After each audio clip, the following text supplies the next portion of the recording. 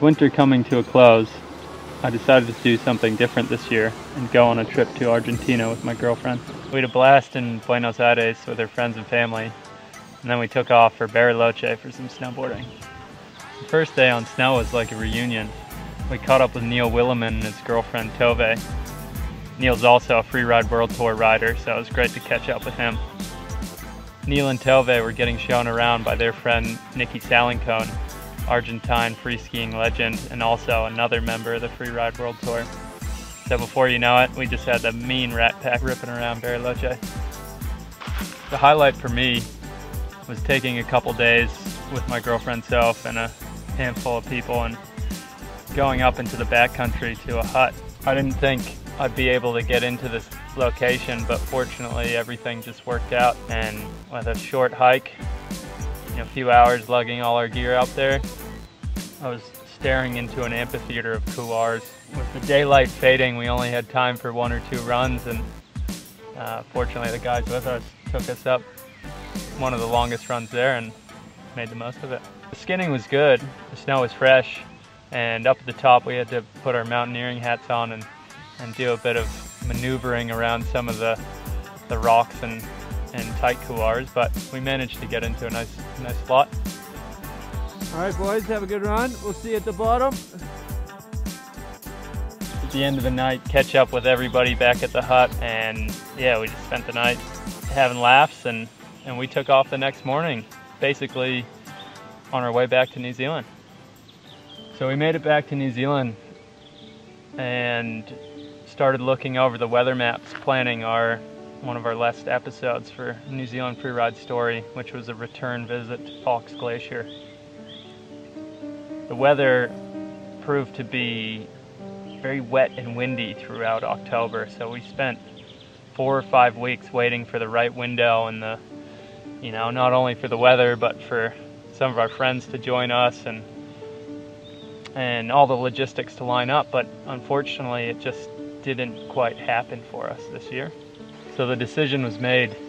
We only had 2.5 days to work with, so we headed to a little location between Wanaka and the west coast, known as Mount Brewster. Mount Brewster is a 2,500 meter peak. To access it, you start at the top of the pass, go across the river, and climb straight up 1,000 meters to the hut. From there, it's about another 800 to the top of Armstrong. From the hut, another 1,000 to the top of Mount Brewster. Winter is long gone, and we're well into spring, so the snow is melting quite quickly.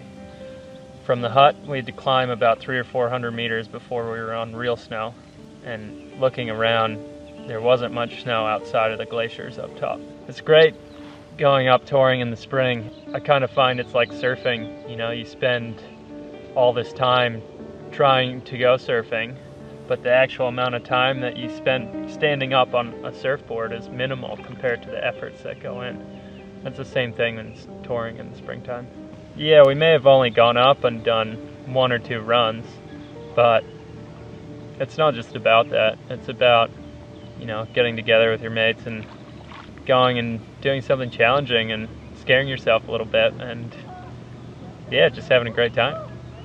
We scoped a short and sweet little line off the top of Mount Armstrong. We'd seen a bit of sun throughout the morning, but it looked steep enough and it just looked perfect for what we were trying to do. I dropped in off the ridge. It was steep. The snow was pretty loose. The wet slide started going immediately, but there was a lot of different channels for it to go down. Popped a little air. Snow was quite variable, a bit harder than what I expected, but managed to pull it together and rode it out. We walked in a storm knowing that it was going to clear, but we didn't expect that much northeasterly wind the first day. It caused a lot of clouds, and we were unsure whether or not Mount Brewster would be possible. We spent a bit of time on Mount Armstrong, and by about 2 o'clock Mount Brewster was just showing its head.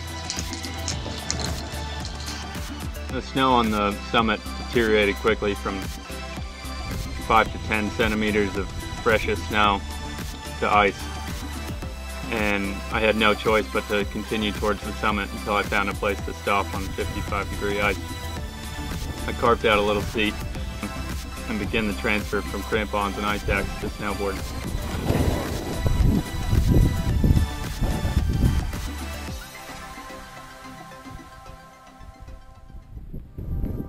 Okay, drop it.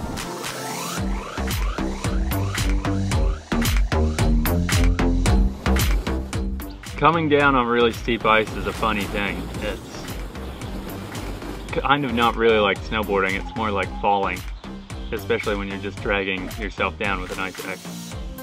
I foolishly dropped my pole at the top, but managed to grab it on the way out of the chute before the slough hit it. And then it was a nice wide open glacier run all the way back to the tarn at the bottom of the glacier. It was rad. Beautiful wide open run. There's nothing like being on a glacier flying down by yourself. It's an amazing, almost daunting feeling. Made the traverse back to the hut by sunset. It's great to dry out the wet boots and wet gloves and sit back and relax with a beer, reflect on the day, reflect on the mission.